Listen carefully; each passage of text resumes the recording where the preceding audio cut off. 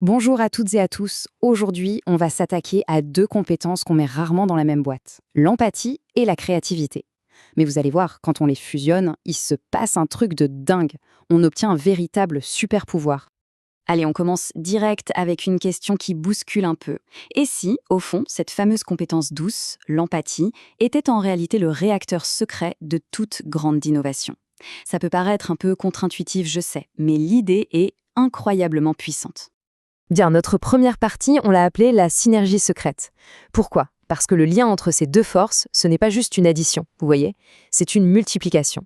C'est une sorte d'alchimie qui crée quelque chose de bien plus grand que la somme de ses parties. Alors, c'est quoi exactement ce concept? Eh bien, la synergie empathie-créativité, c'est ça. C'est cette capacité à prendre notre compréhension des émotions, des besoins, des galères des autres et à la transformer en carburant.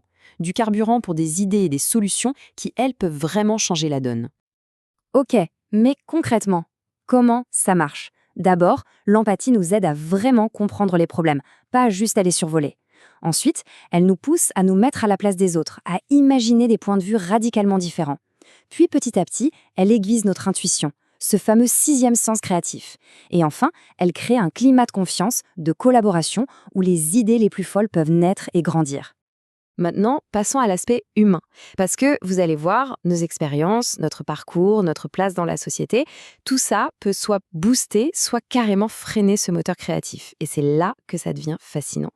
Regardez ce tableau. Il montre un paradoxe assez incroyable. D'un côté, venir d'un milieu marginalisé, faire face à des défis constants, ça peut devenir un moteur surpuissant. Les besoins non satisfaits obligent à être inventifs. De l'autre côté, une vie trop confortable, sans obstacle, ça peut devenir un frein. On risque de tomber dans le conformisme, de manquer de cette rage de créer du neuf. Prenons juste deux exemples frappants. Frida Kahlo. Elle a transformé sa douleur physique et son sentiment d'être à part en un art qui parle au monde entier. Ou encore Gareth Morgan, un inventeur afro-américain qui a conçu des dispositifs de sécurité vitaux, comme le masque à gaz ou les premiers feux de signalisation, simplement parce qu'il voyait des problèmes que la société dominante, elle, ignorait. Leurs perspectives uniques, nées de l'adversité, ont littéralement changé le monde. Mais attention, ça ne veut pas dire que le privilège tue la créativité. Loin de là. Des personnalités comme Bill Gates ou Emma Watson ont consciemment utilisé leur position pour cultiver leur empathie. Ils ont dirigé leur énergie et leurs ressources vers des problèmes mondiaux majeurs. C'est la preuve que l'empathie, c'est un muscle.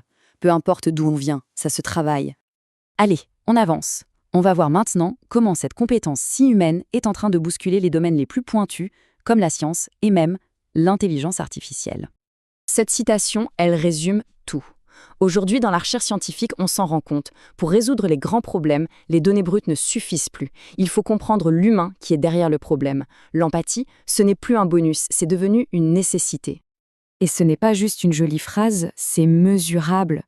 Une étude a montré que des élèves qui suivaient des cours d'empathie voyaient leur créativité augmenter de, attention, tenez-vous bien, 78%. C'est énorme, c'est la preuve flagrante que former à l'empathie, c'est investir directement dans notre capacité à innover.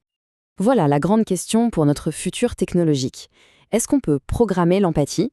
Est-ce qu'on peut apprendre à une IA à vraiment comprendre nos émotions? La réponse, eh bien, elle risque de vous surprendre. Accrochez-vous bien, une étude a comparé les réponses de vrais médecins à celles d'un chatbot face à des questions de patients. Le résultat est juste dingue. Dans près de 80% des cas, ce sont les réponses de l'IA qui ont été jugées plus empathiques. Peut-être parce que l'IA analyse les mots sans le filtre de la fatigue, du stress ou des préjugés. Quoi qu'il en soit, ça nous oblige à repenser complètement ce que veut dire l'empathie à l'ère du numérique. Bon, après la théorie et la science, parlons peu, mais parlons bien. Parlons argent. Parce que cette synergie entre l'empathie et la créativité, ce n'est pas qu'un truc de doux rêveur, c'est un vrai atout économique, un capital bien réel. On le voit partout, dans plein de secteurs. Le design de produits qui anticipe nos besoins, le marketing qui nous touche en plein cœur, les services de santé qui deviennent plus humains.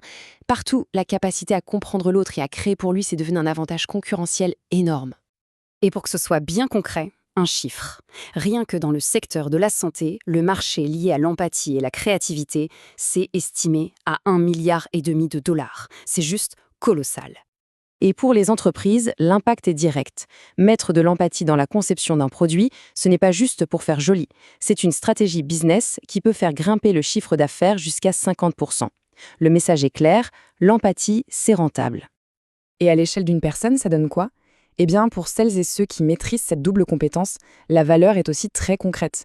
Des coachs, des consultants experts dans ce domaine peuvent facturer leur savoir-faire jusqu'à 500 $ de l'heure. On arrive tout doucement à la fin de notre exploration. On a vu la définition, l'impact humain, scientifique, économique de cette synergie. Maintenant, il est temps de revenir à l'essentiel, le potentiel incroyable qui sommeille en chacun de nous. S'il y a une seule idée à retenir de tout ça, c'est celle-ci. Il faut arrêter de voir l'empathie comme une compétence douce, une soft skill. C'est une power skill, c'est un moteur économique et c'est le carburant indispensable pour l'innovation de demain.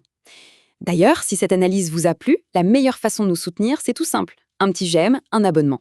Ça nous aide énormément à continuer. Et pour celles et ceux qui veulent s'impliquer davantage, les liens pour rejoindre nos groupes de discussion ou l'équipe de création sont juste en dessous, dans la description. Et donc pour finir, la question n'est pas pour moi, elle est pour nous tous. Notre parcours, nos joies, nos galères, tout ça a forgé en nous une perspective absolument unique, une vision du monde que personne d'autre ne possède. La vraie question, c'est quelle innovation, quelle idée, quelle création le monde attend-il de cette perspective unique qui est la nôtre? Merci beaucoup de nous avoir suivis.